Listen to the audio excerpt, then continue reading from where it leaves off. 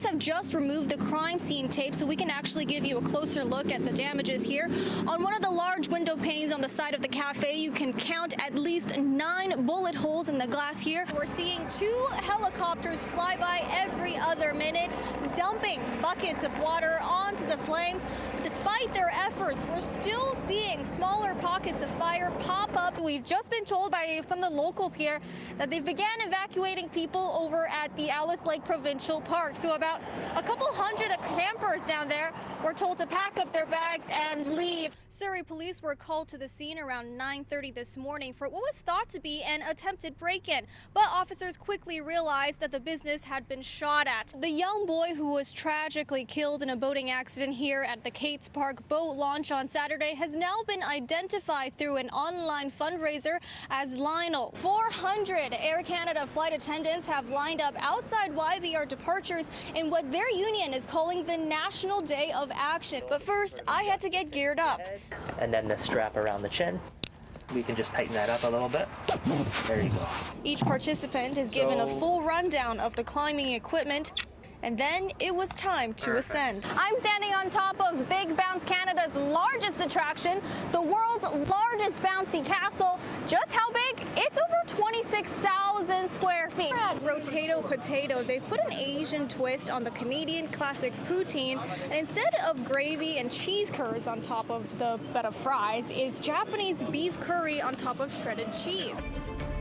Welcome to City News at 11. I'm Cecilia Hua. Well, it was another busy day on the campaign trail for party leaders ahead of Election Day next week. Our top story tonight, we're now learning more details about the tragic accident on the Patello Bridge last night that claimed the lives of 3 people. Has Iran's ability to build a nuclear weapon been destroyed? And is the fighting between Israel and Iran over? Donald Trump tackled both of those questions today at a NATO summit by giving contradictory answers. The celebrations continue today after the Abbotsford Canucks were crowned AHL champions last night. After a night of celebrations, the team just flew back this afternoon. Our Jack Rabb is in Abbotsford tonight. Jack, how are the players feeling when they returned?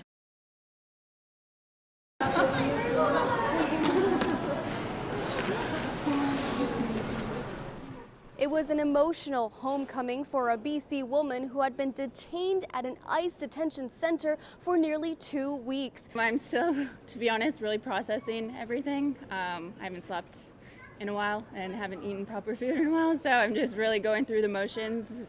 Getting back here was it's just been a lot. Jasmine Mooney says she attempted to enter the U.S. from Mexico at the San Diego border crossing on March 3rd. She said she tried to apply for a temporary visa for a job in the U.S., but that was denied. She was then detained by ICE and taken to a detention center in California for 3 days. She was then transported to another facility in Arizona. And after an 11-day ordeal, Jasmine was finally released and got on a flight back to Vancouver. From the second I got there to now, I can't even process what just happened because there was no heads up. Next thing you know, I'm taken and for 2 weeks haven't been told anything, moved in different cells, sleeping on cement, sleeping in different jail cells. Mooney also shedding light on what she describes as inhumane conditions inside these ICE detention centers. She said at one point she had to share a cell with 30 other women with no blanket. The lights were on 24/7 and she had limited access to the bathrooms. She also had very little communication with her family and her immigration lawyer. I do not wish it upon anyone. No one deserves to go through that. It was really, really hard the first few days, but then when I got to know everyone else in there and heard all of their stories and how long they were in there, I was like, okay, I'm not allowed to feel sorry for myself at all. Like, there was one girl that was in there for 10 months. The U.S. Immigration and Customs Enforcement says Mooney was processed in accordance with President Trump's executive order that subjected, quote, all aliens in violation of U.S. immigration law to possible arrest. From YVR Airport, Cecilia Hua, City News.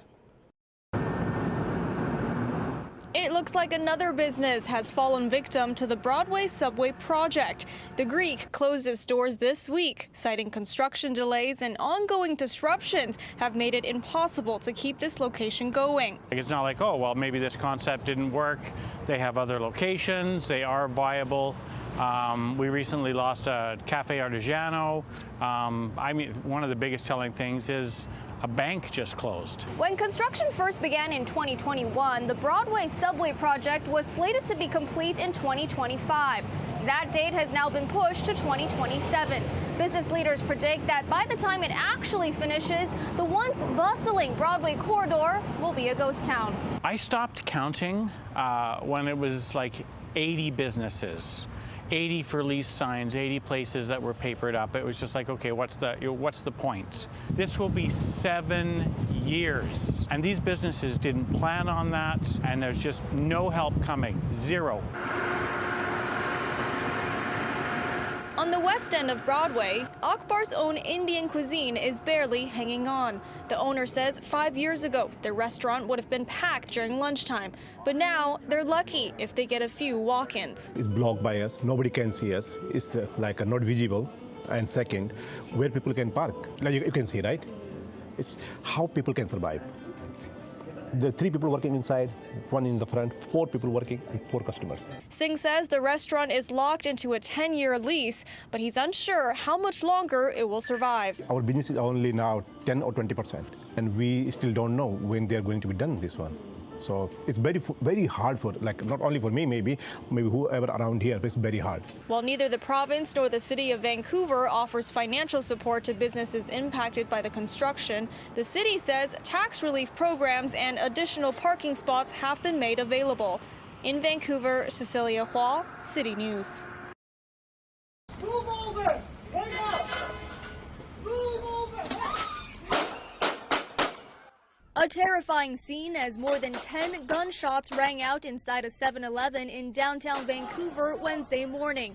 2 people were injured in a stabbing and a suspect dead, and it was all caught on camera by this delivery driver. I came here to pick up my order, and I saw that this homeless guy just went enter, and he was trying to steal cigarettes or something, and he just bring out his knife from his pocket, this big, and he tries to stab their stuffs. Police say the call came in around 11:30 a.m. from a staff inside this Original Joe's on Robson and Hamilton Street, reporting that a knife-wielding man had stolen alcohol from the restaurant. When officers arrived, they found the suspect inside this 7-Eleven across the street, and the altercation inside led to the officers shooting the suspect, who later died in hospital.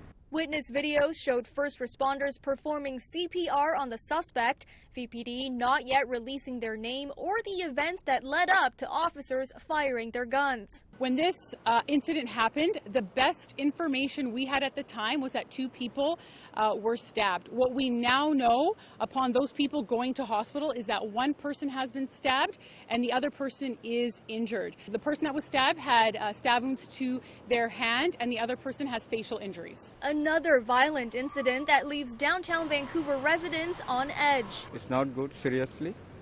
I'm terrified, and I think everyone is terrified here. Everyone was terrified here. I was scared, wondering why it keeps happening in this area. Like, I live just a couple blocks away, and I feel freaked out to walk up to the gym in the morning, so I usually drive. The Independent Investigations Office has taken over the investigation and is looking for more witnesses to confirm what exactly happened inside the store. In Vancouver, Cecilia Hua, City News.